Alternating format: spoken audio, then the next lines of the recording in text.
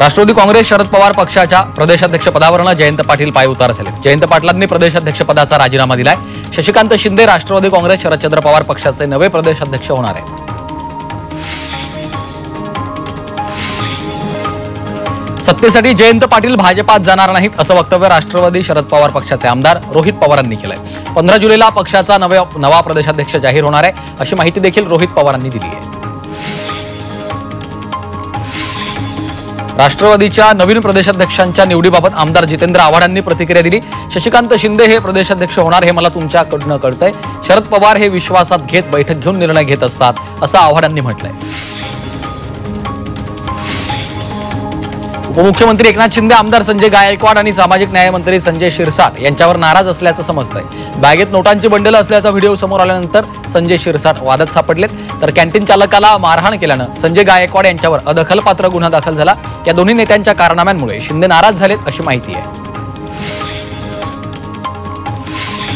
संजय राऊत लवकरच उद्धव ठाकरेंची मुलाखत घेणार आहेत। 27 जुलैला उद्धव ठाकरेंचा वाढदिवस असतो, त्यापूर्वी ही मुलाखत घेतली जाणार असल्याची माहिती आहे। राज ठाकरेंसोबतच्या राजकीय युतीबाबत भूमिका स्पष्ट करणार का याकडे सर्वांचं लक्ष आहे। गरिबांच्या हडप केलेल्या जमिनी त्यांना परत मिळवून देण्यासाठी विशेष मोहीम राबवण्यात येईल अशी घोषणा महसूल मंत्री चंद्रशेखर बावनकुळेंनी विधानसभेत केली। अस्लम शेख, योगेश सागर, अबू आझमी यांनी याबाबतचा प्रश्न उपस्थित केल्यानंतर बावनकुळेंनी घोषणा केली आहे। मीरा रोडमध्ये काँग्रेसकडनं आम्ही मराठी आम्ही भारतीय भाषा कार्यशाळा आयोजित करण्यात येणार आहे। राज ठाकरेंच्या 18 जुलैच्या मीरा भाईंदर दौऱ्याआधी 15 जुलैला काँग्रेसची मीरा भाईंदरमध्ये मराठीची कार्यशाळा होणार आहे।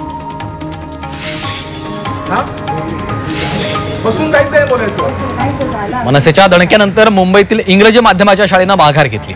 प्राथमिक वर्गातील विद्यार्थ्यांना हिंदी भाषा शिकवण्याकरता साकी नाक्यातील शाळेनं पालकांकडून संमतीपत्र घेतलं होतं। याबाबत मनसेला कळल्यानंतर मनसे शाळेत गेले, त्यानंतर या शाळेनं जाहीर पत्राद्वारे माफी मागितली। नवी मुंबई विमानतळ सुरू होण्यासाठी 30 सप्टेंबरचं लक्ष्य ठेवल्याची माहिती मुख्यमंत्र्यांनी दिली आहे। मुख्यमंत्री फडणवीसांनी नवी मुंबई विमानतळाच्या कामाची पाहणी केली। विमानतळाचं काम 94% पूर्ण झाल्याचं फडणवीसांनी सांगितलंय।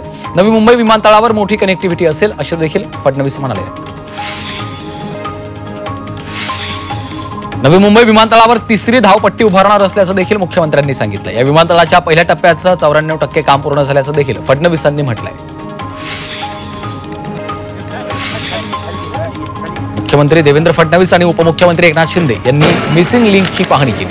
नोव्हेंबरपर्यंत मुंबई पुणे मिसिंग लिंक चालू करण्याचे आदेश मुख्यमंत्री फडणवीसांनी दिलेत, तर या मार्गामुळे 1 कोटींचं इंधन वाचून पर्यावरणाचं रक्षण होणार असल्याचं उपमुख्यमंत्री एकनाथ शिंदेंनी म्हटलंय। वसई विरारमध्ये युवा नेते गणेश पाटील यांच्या नेतृत्वात शेकडो कार्यकर्त्यांनी भाजपात प्रवेश केला। वसईतून शेकडो कार्यकर्ते भव्य ताफा घेऊन मुंबईत दाखल झाले। मुंबईतल्या भाजपाच्या कार्यालयात पक्षप्रवेश पार पडले। या प्रवेशामुळे वसई विरारच्या राजकारणात खळबळ उडाली। नवी मुंबई मनपाच्या वतीनं ज्वेल ऑफ नवी मुंबई इथं गौतम बुद्धांच्या भव्य पुतळ्याचा अनावरण सोहळा पार पडलाय। भाजप आमदार मंदा म्हात्रे यांच्या आमदार निधीतून या पुतळ्याचं बांधकाम करण्यात आलं असून वनमंत्री गणेश नाईक आणि मंदा म्हात्रे यांच्या प्रमुख उपस्थितीत या पुतळ्याचं अनावरण करण्यात आलंय।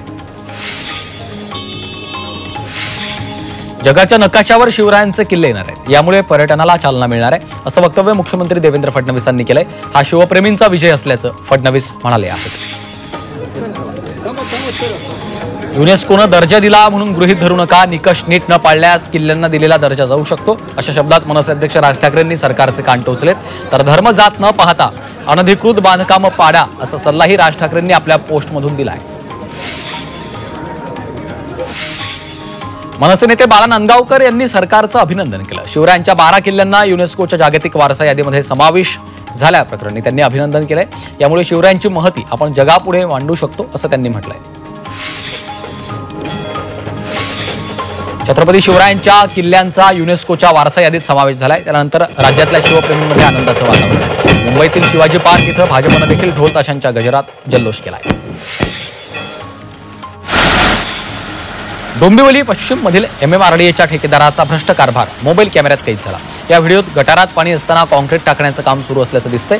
हा व्हिडिओ सोशल मीडियावर व्हायरल होत असून कामाच्या दर्जाबाबत प्रश्नचिन्ह उपस्थित होतोय, त्यामुळे ठेकेदारावर काय कारवाई होते हे पाहणं महत्त्वाचं आहे। मासिक पाळीवरून मुलींची झडती घेण्यात आलेली शहापूर तालुक्यातली खासगी शाळा मंगळवारपासून सुरू होणार आहे। या शाळेची मान्यता रद्द करण्याचा प्रस्ताव विचाराधीन आहे। त्यासाठी उपशिक्षणाधिकाऱ्यांच्या अध्यक्षतेखाली त्रिसदस्यीय समिती स्थापन करण्यात आली आहे। या समितीच्या निर्णयाकडे लक्ष लागलेलं आहे। मात्र मुलांचं शैक्षणिक नुकसान होणार नाही याला प्राधान्य देण्यात येणार आहे।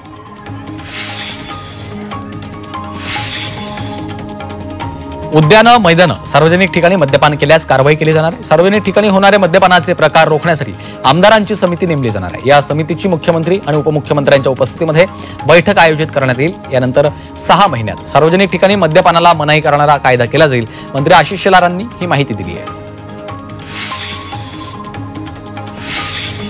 मुंबईतल्या धारावी प्रकल्पाविरोधात मुलुंडकरांनी आक्रमक भूमिका कायम ठेवली आहे। मुंबई उच्च न्यायालयातली याचिका फेटाळल्यानंतर आता मुलुंडकर सर्वोच्च न्यायालयाचा दरवाजा ठोठावणार आहेत। धारावीकरांचं पुनर्वसन मुलुंडमध्ये करण्याचा सरकारचा निर्णय आहे। याला आव्हान देणारी याचिका उच्च न्यायालयानं फेटाळली।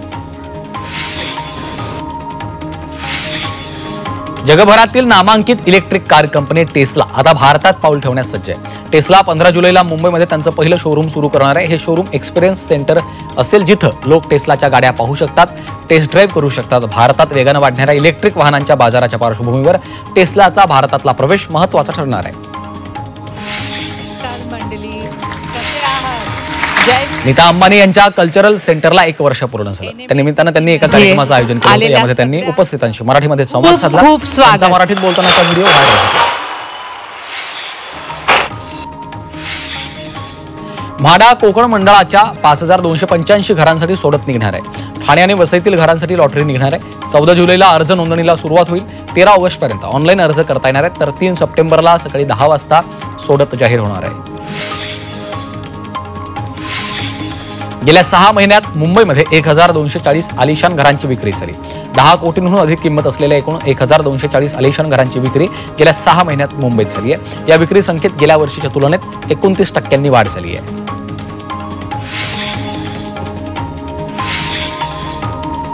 पश्चिम रेल्वेवर शनिवारी रात्रकालीन ब्लॉक घेतला जाणार आहे। मात्र रविवारी कोणताही दिवसकालीन ब्लॉक पश्चिम रेल्वेवर घेतला जाणार नाही। तर मध्य आणि हार्बर रेल्वे मार्गावर रविवारी मेगा ब्लॉक घेतला जाणार आहे। मध्य रेल्वेच्या विद्याविहार आणि ठाणे स्थानकादरम्यान मेगा ब्लॉक घेतला जाईल। तर हार्बर रेल्वे मार्गावर कुर्ला वाशी स्थानकादरम्यान मेगा ब्लॉक असेल।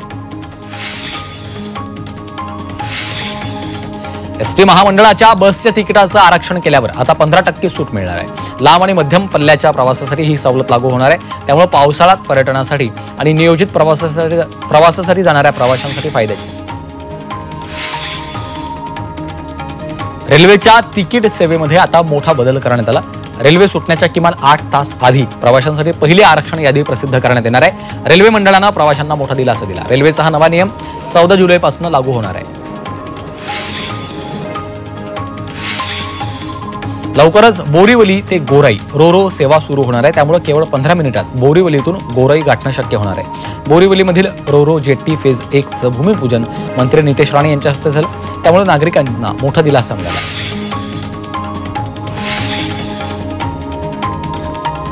मुंबईला पाणी पुरवठा करणाऱ्या धरणांपैकी मोडक सागर धरण 100% भरून वाहू लागले।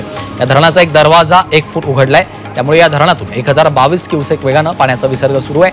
गेल्या वर्षी हे धरण 25 जुलै रोजी भरलं होतं। तब्बल 15 दिवस आधी भरलेल्या या धरणापाठोपाठ आता मध्य वैतरणा धरणही भरण्याच्या बेतात आहे। या धरणात 93% पाणीसाठा आहे।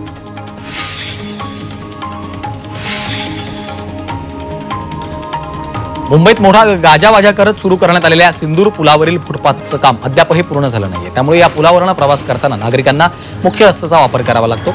केवळ एकाच बाजूचा फुटपाथ तयार केलेला आहे। त्यामुळे नागरिकांची गैरसोय होते।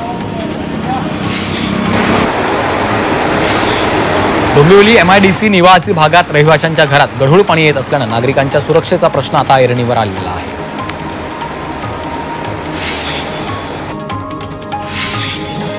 येत्या सोमवारी राज्यामधील हॉटेल्स आणि रेस्टॉरंट्स बंद राहणार आहेत। महाराष्ट्रातील परवानाधारक हॉटेल्स आणि रेस्टॉरंट्स उद्योगावर राज्य सरकारनं अन्यायकारक करवाढ लादल्याचा आरोप करत हा निर्णय घेतलाय। त्यामुळे राज्यातल्या 20,000हून अधिक हॉटेल्स आणि रेस्टॉरंट्स बंद राहतील। या अन्यायकारक करवाढीमुळे सुमारे 1.5 लाख कोटींची उलाढाल असलेला हा उद्योग संकटात सापडण्याची शक्यता असल्याचं म्हटलं जात आहे। भिवंडी पडघा टोल नाका या विरोधात मनसे आणि शिवसेना ठाकरे पक्षानं 17 जुलै रोजी मोर्चाची हाक दिली. मुंबई नाशिक महामार्गावरील सर्व्हिस रोडची दयनीय अवस्था झाली आहे. मुख्य रस्त्यावर मोठे खड्डे पडले. महामार्ग भिवंडी ते कसारा या सुस्थितीमध्ये होत नाही तोपर्यंत टोल आकारणी बंद करण्याच्या मागणीसाठी मोर्चा काढण्यात येणार आहे. मीरा भाईंदर शहरात खुलेआम ड्रग्ज विक्री होती आहे. ब्लड 107 गँग असं नाव लिहून नशेची जाहिरातबाजी केली जाते.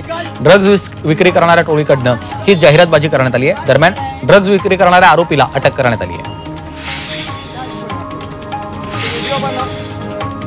उल्हासनगरच्या सह्याद्री नगरमध्ये किराणा दुकानात चोरी झाली. आरोपीने दुकानातून 53,000 रुपये लंपास केलेत. वस्तू खरेदी करण्याच्या बहाण्यानं दुकानदाराला बोलण्यात गुंतवून या चोरट्यानं डल्ला मारला. चोरीची घटना सीसीटीव्ही चित्रित झाली.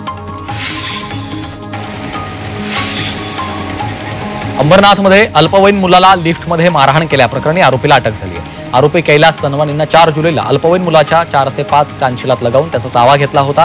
तेव्हापासून फरार असलेल्या आरोपीला अखेर पोलिसांनी अटक केली आहे. अंबरनाथमध्ये 2 सोनसाखळी चोरांना पोलिसांनी बेड्या ठोकल्या. या दोघांनी झटपट पैसे कमावण्यासाठी या चोऱ्या केल्याची कबुली दिली. या आरोपींकडून अंबरनाथ आणि ठाकुर्लीतील 2 गुन्ह्यांची उकल झाली. मुंबईमधील दादर इथल्या शाळेतील शिक्षिकेनं विद्यार्थ्यांवर केलेल्या लैंगिक शोषण प्रकरणामध्ये नवा ट्विस्ट आलाय. अटकेत असलेल्या शिक्षिकेनं जामीन मिळवण्यासाठी अल्पवयीन मुलांना पाठवलेलं प्रेमपत्र आणि चॅटिंग कोर्टामध्ये सादर केलं. जामीन मिळवण्यासाठी केलेल्या अर्जात विद्यार्थीच शिक्षिकेच्या प्रेमात होता असे पुरावे कोर्टामध्ये सादर करण्यात आलेत. आरोपी शिक्षिकेनं विद्यार्थ्यांना केलेले ईमेल्स आणि गिफ्ट कोर्टामध्ये सादर केले.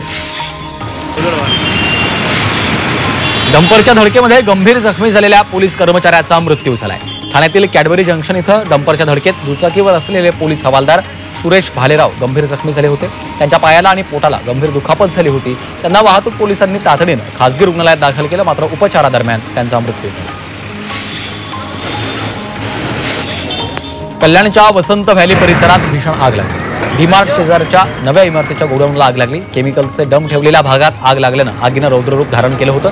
1.5 ते 2 तासांच्या प्रयत्नानंतर आग आटोक्यात आली आहे.